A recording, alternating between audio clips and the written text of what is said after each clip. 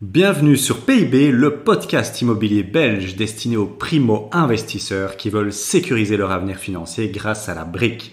Dans l'épisode du jour, on passe un sujet ou une question liée à l'immobilier au laser et bien évidemment, comme toujours, dans un format spontané, rempli d'anecdotes et d'histoires. J'espère que tu vas kiffer.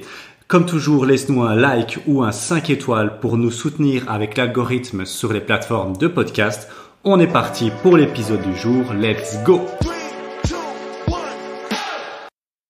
Bonjour à toi. Dans l'épisode du jour, on va parler d'une thématique que j'ai jamais entendue nulle part et pourtant elle est putain d'importante et je suis confronté à cette thématique tous les mois et vraiment je ne comprends pas pourquoi personne n'en parle.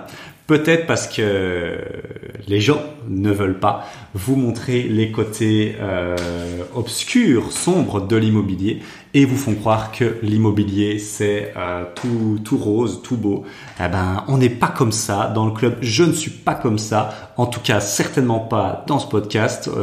Je privilégie la transparence et l'authenticité. Et donc, on va parler d'un sujet qui n'est pas agréable, dont vraiment je suis arrivé à la conclusion de. Mais voilà, au moins, ça te servira d'apprentissage et j'espère que tu ne tomberas pas dans le panneau comme je suis tombé dans le panneau avec ma chérie. Alors, je vais juste t'expliquer de quoi je parle. En fait, c'est les travaux et surtout l'entre-deux. Alors, l'entre-deux, c'est quoi pour moi? C'est des travaux qu'en fait, c'est acheter un bien qui est entre les deux. C'est un bien qui n'est ni une ruine, ni refait à neuf. Et donc, c'est un bien qu'on pourrait qualifier de à rafraîchir ou avec... mais vraiment, dans un état, tu vois, correct, tu l'achètes, il vaut le prix parce que il n'y a pas de grosse rénovation à faire, donc il a un prix plus élevé, mais tu peux le louer demain. C'est ce que j'ai fait avec le Kill Cru 2, donc que j'ai acheté en 2022 avec ma chérie. Et en fait, on a que des emmerdes, que des putains d'emmerdes avec ce bien. Ça devient super chiant et j'en tire vraiment une leçon que j'ai envie de te partager ici. Alors, je vais catégoriser les travaux dans 3 catégories simples pour avoir plus de clarté, bien évidemment. Alors, on est d'accord, je vais te faire un spectre qui n'est pas représentatif de la réalité. Les travaux, pour moi, vont dans un spectre de les 4 murs, tout est à nu, à refait à neuf, construction, promotion. Et c'est un spectre, en fait, ce truc-là. Mais pour avoir plus de clarté, on va diviser ça en 3 grandes catégories. La première, c'est les ruines. Les ruines, donc les ruines où il y a quasi que les murs, où il faut tout péter, faut tout mettre à nu et c'est vraiment dégueulasse. Mais ça, c'est putain de bon les ruines parce que souvent les débutants ont peur des ruines alors que il faudrait justement les apprécier, les trouver fabuleuses. Alors ça, c'est juste un petit point d'information. J'essaye aussi de te former ici. Pourquoi les ruines et les travaux, c'est tout bénef et c'est ça qu'on cherche en tant qu'investisseur, en tant que vrai investisseur immobilier. Déjà, tu vas pouvoir les négocier parce que c'est juste des maths. Il y a beaucoup plus de gens qui cherchent du fait à neuf, refait à neuf que des ruines. Et donc, il y a beaucoup moins d'offres pour le vendeur. Et donc, s'il n'a pas d'offres et s'il n'y a personne qui veut de son bien, il est prêt à baisser son prix énormément. Donc, levier de négociation beaucoup plus important. Et donc, levier de négociation beaucoup plus important. Déjà, de base, un prix beaucoup moins cher, bien évidemment, vu qu'il faut tout refaire. Et qu'est-ce que ça implique? Ça implique une chose magnifique. Ça implique que les droits d'enregistrement, donc les fameux frais de notaire, vont être beaucoup moins importants. Une maison refaite à neuf, par exemple, à 250 000 euros, tu vas payer 12,5 sur 250 000 euros, ce qui est vraiment énorme. Alors que si la maison, par exemple, tu l'achètes à 120 000 et tu mets 100 000 euros de travaux, tu payes les droits d'enregistrement sur 120 000. Je te laisse faire les calculs, mais la différence, elle est colossale. C'est pour ça qu'en tant qu'investisseur rentable, on cherche les travaux et c'est pour ça qu'on explique à nos clients, allez chercher des ruines. Alors, il y a déjà ces 2 avantages-là. Quand on prend des ruines, souvent les bâtiments ont plus de 10 ans et donc on peut faire de la rénovation à 6% au niveau de la TVA, donc tu payes beaucoup moins de TVA. Et puis, il y a une plus-value latente qui est très, très, très puissante parce que là, par exemple, un bien que tu achètes, je sais pas, 100 000 et 100 000 euros de travaux, il va sûrement valoir 250, 275 000 euros de travaux. Pourquoi? Parce que tu as fait des belles négociations et parce que les travaux donnent de la valeur. Voilà, c'est juste des maths. Et ça, il faut être prêt. Il faut être prêt à jump into de travaux, quoi. Sauter dans les travaux parce que même si ça fait peur, même si c'est difficile, même si c'est des emmerdes, parce que même avec les meilleurs entrepreneurs du monde, il y aura des emmerdes, ça reste un travail hyper lucratif. Donc voilà, ça c'était la parenthèse sur pourquoi il faut faire des travaux en accéléré. Donc il y a la première catégorie, les ruines. On est d'accord, ça, on a compris la valeur, mais il y a une difficulté, forcément, ça demande beaucoup de travail, ça demande c'est du stress, c'est des emmerdes, on est d'accord, voilà, ça c'est sûr. La deuxième catégorie à l'extrême, c'est du refait à neuf ou du neuf. Là, tu gères pas grand chose parce que ça a été refait à neuf par quelqu'un d'autre, mais bon, a priori, on espère qu'il a bien fait son travail. Déjà, là, il y a un problème pour moi que j'aime pas trop, c'est le a priori, parce qu'il y a des gens qui font du tape à l'œil, mais en fait, quand tu creuses un peu, c'est de la grosse merde. Donc moi j'aime pas trop le refait à neuf. En plus le problème du refait à neuf, je te l'ai dit, c'est l'opposé forcément. Donc le problème du refait à neuf, c'est que tu vas acheter ta maison 250 000, que tu vas la payer super cher. Tu sais pas en plus si ça a été bien refait à neuf, parce que j'ai déjà visité pas mal de maisons. C'était du tape à l'œil, mais en fait tu creuses un peu, tu te dis tous les armoires et tout, tu te dis putain qu'est-ce que c'est que ce bordel. Donc voilà, mais ça reste un spectre et il y a une grosse demande pour ça parce que les gens n'ont plus qu'à poser leurs valises. Mais là où je veux t'emmener et là où je veux te faire mon apprentissage du jour, c'est le entre-deux. Donc un bien qui n'est pas assez en mauvais état pour qu'on se dise ok on va tout arracher et on va tout refaire, mais il n'est pas en assez bon état pour se dire ok il a été refait à neuf. Ça c'est l'entre-deux et ça Mazette, j'ai des choses à t'expliquer là-dessus parce que moi je suis tombé dans le panneau.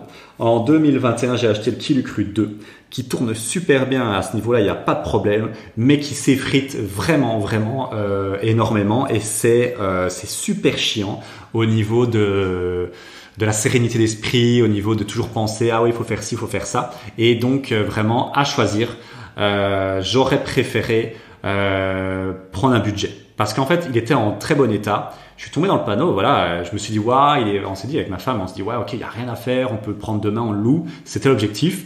Et on l'a eu à un super bon prix. On l'a eu à 90 000 euros, qui est vraiment un bon prix, vraiment, vu le positionnement, tout ça. À la base, ils en voulaient 135 000. On l'a eu à 90 000. Donc, super bonne affaire là-dessus. On est super content.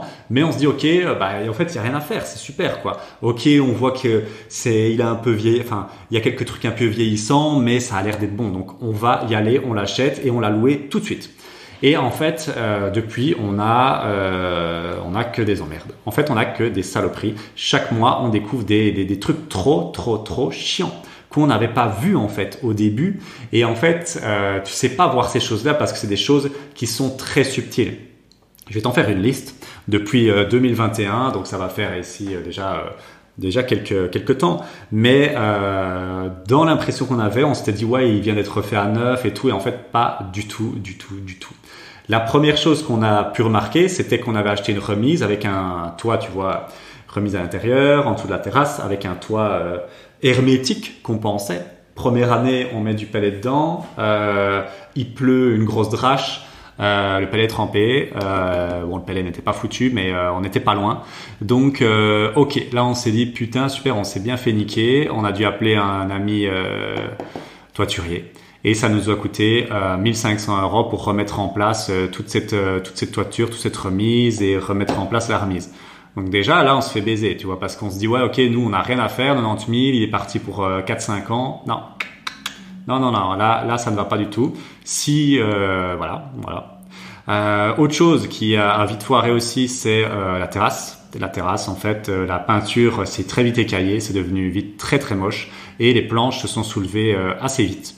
Elles étaient déjà en train de se soulever, en fait, à mon avis, mais on n'avait pas remarqué. Et là, ça s'est accéléré, donc il a fallu appeler un menuisier, il a fallu poncer.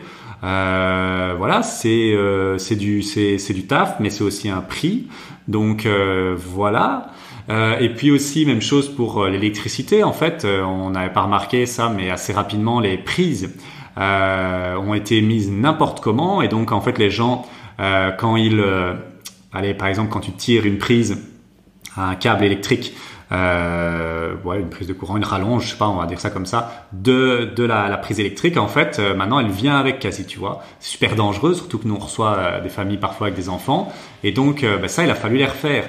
Mais tu vois, c'est des trucs qui sont super casse-couilles à refaire parce que c'est des petites saloperies qui, parce qu'elles n'ont pas été bien faites et parce qu'elles sont trop vieilles, en fait, c'est super complexe à refaire. Alors que dans un bien, là, où tu casses tout, bah, tu t'en fous, tu remets des nouvelles prises et tout, c'est parti pour 10 ans, c'est parti pour 5-10 ans. Et donc, ça, c'est, y a ça qui a fait chier aussi. Il y a les poignées de porte en fait, hein. Les poignées de porte en fait qui avaient l'air très bien au début en fait sont en train de rendre l'âme. Il y en a une qui ne se ferme plus et donc j'ai demandé à un serrurier assez compétent. Il m'a dit ouais non ça c'est un trop vieux modèle, va falloir démonter toute la porte et tout changer. J'ai dit oh putain une porte, changer une porte et tout ça c'est aussi c'est du boulot. Qu'est-ce qu'il y a, la porte coulissante, ça c'était la grosse catastrophe. C'est une porte coulissante pour ouvrir et la poignée a rendu l'âme. Même chose, des pièces beaucoup trop vieilles. Le serrurier m'a dit ça, ces pièces-là n'existent plus, j'en ai jamais vu, ça fait 30 ans que je suis dans le métier. Ben, on a dû recréer une serrure, ça a pris toute une journée entière parce que, tu vois, c'est une baie vitrée en une pièce, donc tu changes toute la porte de la baie vitrée, tu changes toute la baie vitrée. Et là, t'es à vite, je t'assure, vu la taille de la baie vitrée, t'es à 10 000 €, voire 15 000 € facile. Et donc, moi, j'ai dit, écoute, il n'y a pas moyen de faire un truc. Ben, on a dû recréer une serrure de bout en bout. Ça m'a coûté plus de 1 000 €. Et en fait, alors déjà, il y a le prix. Ça, c'est sûr, on est d'accord. Mais ce qui est chiant, c'est de se dire, chaque mois, il y a des trucs qui lâchent, tu vois. Et ça, c'est pas ça que tu veux. Enfin, je sais pas si c'est ça que tu veux, mais moi, c'est pas ça que je veux. Moi, je veux le plus de tranquillité possible. En sachant que ça, je ferai un podcast aussi là-dessus. L'immobilier, je m'en rends compte, n'est pas quelque chose de passif. Pas du tout. On m'a vendu cette promesse-là quand je me suis lancé dans l'immobilier il y a 5 ans que je me suis formé avec des Français, mais l'immobilier c'est pas du tout passif. Alors là, on va arrêter ça. L'immobilier c'est un mini business, il faut s'en rendre compte. Il y a moyen de l'automatiser, de le déléguer à 100%, mais tu auras quand même des choses à faire si tu veux pas que tout parte en couille. Voilà, je suis désolé, c'est comme ça. Même si c'est quelques heures par mois, ça reste ça reste important de le savoir. Et je ferai un épisode là-dessus. Après, il n'y a pas de stress. Je dis quelques heures par mois pour gagner 1000, 2000, 3000, 5000 €. Faut aussi remettre les choses dans leur contexte, tu vois. Voilà. Mais je ferai un épisode là-dessus. Je viens d'y penser sur vraiment les trucs vraiment, vraiment passifs et est-ce que l'immobilier est vraiment passif. Mais donc voilà, ça, en plus, quand tu achètes un bien pareil, ce qui me prend le plus de temps avec ce bien-là, c'est ça, en fait. C'est toujours les petites tuiles. C'est pas le ménage, c'est pas ça, c'est ce côté-là. Donc ça, vraiment, essayons de s'enlever ça des pattes. Si on a un bien qui est à rafraîchir, on prévoit un budget de travaux pour le rafraîchir. C'est ce que j'aurais dû faire. J'aurais dû le fermer. Qu'est-ce qu'il y a d'autre qui déconne aussi, hein, je te fais toute la liste. La tapisserie et les peintures sont en train de partir en vrille. Donc, il va falloir tout arracher, il va falloir tout refaire. Voilà. J'ai pas pris le budget. Bon, voilà. Je devrais mettre ça de ma poche. La terrasse, je te l'ai dit. Ça aussi. Les poignées de porte. Hein, le bois l'air, il fait un bruit épouvantable. Je sens qu'il va nous péter dans les mains de ces 4. Même chose, il va falloir le changer. Les tentures aussi qui sont dégueulasses. Enfin, il y a plein de choses en fait. On est trop vite tombé dans le panneau. Et là où je veux vraiment te mettre un red flag, un attention, c'est les biens qui ont l'air quand même sympas comme ça sur papier. Vraiment, fais gaffe quoi. Fais gaffe. Moi à refaire, j'aurais pris 10 000 € ou 15 000 € de travaux en plus. C'était pas parce que ça me coûtait sur 25 ans et je le fermais pendant 1 ou 2 mois, j'en sais rien, et je changeais tout ça. Tout ce que je t'ai dit là, je change et il est reparti pour 5 ans et je me fais pas chier avec ça quoi. Voilà, ça c'est un de mes gros apprentissages sur les travaux. Vraiment les biens entre deux, fais très attention et pour moi c'est part du principe que faut refaire pas mal de choses quoi. Ne te dis pas, après tu fais ce que tu veux, mais voilà, moi je te donne mon expérience et je te dis c'est une vraie charge mentale de se dire ok qu'est-ce qui va encore lâcher ce mois-ci et que les vacanciers me disent la poignée ne ferme plus, on est enfermé dans notre chambre. C'est bon, c'est bon, putain, j'ai autre chose à foutre que de me mettre cette pression-là sur la tête. Mais c'est chiant parce que tu vois, il vaut mieux tout sortir d'un coup, tout faire d'un coup que sortir de l'argent, tu vois, que là j'ai besoin pour autre chose, tu vois, les 1 000 €, les 1 500 €, heureusement que j'ai mes Airbnb qui tournent et que j'ai du cash flow quoi, parce que c'est des imprévus qui sont quand même conséquents quoi dans l'immobilier. Et donc voilà, ça fait vraiment c'est vraiment l'apprentissage que je voulais te mettre au goût du jour. Et ce qui est chiant en fait, c'est que c'est vraiment de la petite réparation. Et c'est de la petite réparation, mais comme je te l'ai dit au début, vu que ça n'a pas été fait par moi, moi je suis pas en manuel, mais par des gens de métier, c'est des petits trucs qui ont été faits un peu artisanalement, c'est très mal fait et donc c'est difficile à repasser par là, tu vois. Et les corps de métier en chient parce qu'eux ils préfèrent tout refaire d'un coup que d'arriver pour ça. Et ils sont pas très motivés aussi de se déplacer pour ça. Donc voilà. Moi, dans ce genre de cas-là, je remettrai quand même pas mal de choses à lui et j'aurais refait. Et là, c'est ce que je vais faire. Je vais le faire. Je vais être obligé, tu vois. Et ça me fait chier. Mais je vais prévoir fin d'année, un mois assez calme. J'ai déjà le mois en tête et je vais changer le lit. Il faut qu'il tienne jusque là. Hein, voilà. Je vais changer de lit. Je vais arracher toute la tapisserie et refaire la peinture. Les poignées de porte, même chose, mais ça va peut-être falloir les faire avant. Le boiler, s'il a tenu jusque-là, je réfléchirais vraiment à le changer. Tu vois, il y a plein de choses que j'ai en tête et les tentures, elles sont dégueulasses. Voilà, ça pareil, je vais les changer aussi. Voilà, il y a plein de petites choses comme ça que je vais changer, qui étaient pas prévues, quoi. Mais va falloir vraiment mettre un coup dessus. Et ce travail-là, en fait, j'aurais pu le faire dès le début, parce qu'il y a aussi un côté. Et ça, c'est important.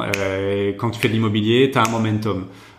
Tu commences les travaux, tu es dans les travaux, tu as de l'énergie, tu es motivé. Ok, il y a des galères, des emmerdes, tout ça, mais tu es motivé, donc c'est cool. Là, ici, pour moi, le bien, il est dans sa case, il tourne.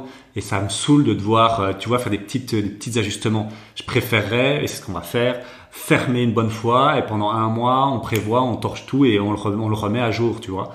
Parce que gérer ces petites emmerdes là, tic-tac, c'est super chiant en plus. Parce que moi, il tourne bien. Il y a une vingtaine de nuitées par mois. Parfois, il y a des mois, là, ici, en décembre, il a fait 28 nuitées. Et il y a une tuile, la femme de ménage maintenant, qu'il y a une fuite, c'est la merde parce que c'est super compliqué. Les gens partent à 11h, il y en a qui viennent à 17h. Il est pas à ma disposition, le plombier, donc c'est chaud. C'est chaud et ça, c'est super chiant, bien évidemment, c'est super chiant. Donc, ma conclusion, c'est d'acheter des ruines. Voilà, sûrement pas du neuf ou du refait à neuf. Ça, c'est pas du tout mon conseil en tant qu'investisseur qui cherche la liberté financière et la rentabilité. Mais c'est d'acheter des trucs pétés en morceaux. Et au moins, t'as pas de surprise. Tu sais que tout est acheté, donc tu jettes tout. Voilà. Ou alors, si tu fais du à rafraîchir, fais très attention. Et moi, je mettrais quand même de l'énergie et un petit budget pour rafraîchir, vraiment. Et même si les trucs ont l'air bons, s'ils sont très vieillots, dis-toi qu'ils vont lâcher. Je te le dis tout de suite, comme ça, on perd pas de temps, tu perds pas d'emmerde. Ils vont lâcher, donc autant déjà prendre l'avance et remettre des choses à neuf pour pas avoir de soucis. Et c'est important d'avoir cette leçon en tête parce que quand on se dit, comme moi j'ai fait l'erreur ici, se dire ouais ok 90 000 c'était un bon prix. En fait non, 90 000 c'était pas un bon prix. C'était pas un excellent prix, c'était le prix correct. Parce que vu toutes les emmerdes que j'ai là depuis 2-3 ans avec, c'est vraiment le prix correct. Je n'aurais pas pu payer ça 130 000, je me serais fait vraiment avoir comme un bleu. Et donc, je te conscientise à ça parce que les trucs à rafraîchir qui ont l'air plus ou moins corrects, te fais pas avoir au niveau du prix. Dis-toi que tu vas avoir quand même des choses à refaire et donc négocie le prix. Je pense que c'est vraiment important, vraiment à ça. Donc voilà, c'était un épisode un peu plus court, un peu direct, mais au moins tu vois un peu mon avis sur les travaux. Vraiment, c'est super chiant de devoir chaque mois avoir des petites réparations comme ça. Il vaut mieux tout refaire à neuf, c'est beaucoup plus rentable, on y gagne beaucoup plus. Et donc voilà, conclusion. Fais attention à ça et prends un petit budget quand tu attaques sur des biens comme ça. Voilà, merci de m'avoir écouté. Ce fut un plaisir et on se retrouve la semaine prochaine pour un nouvel épisode. Ciao, ciao. Merci d'avoir écouté cet épisode jusqu'au bout. Pour te remercier de ta motivation, moi je t'ai préparé une formation 100% gratuite et tiens-toi bien, le titre c'est 2000 € par mois avec l'immobilier en Belgique, 3 études de cas inattendues, une étude de cas sur la colocation, une étude de cas sur la location courte durée et une étude de cas immeuble de rapport mixte. Tout ça en Belgique, en Wallonie. Pour obtenir cette vidéo de formation, c'est très simple, tu cliques sur le lien en description et tu t'inscris. Voilà, on s'entend la semaine prochaine pour un nouvel épisode de PIB. À très bientôt, ciao ciao.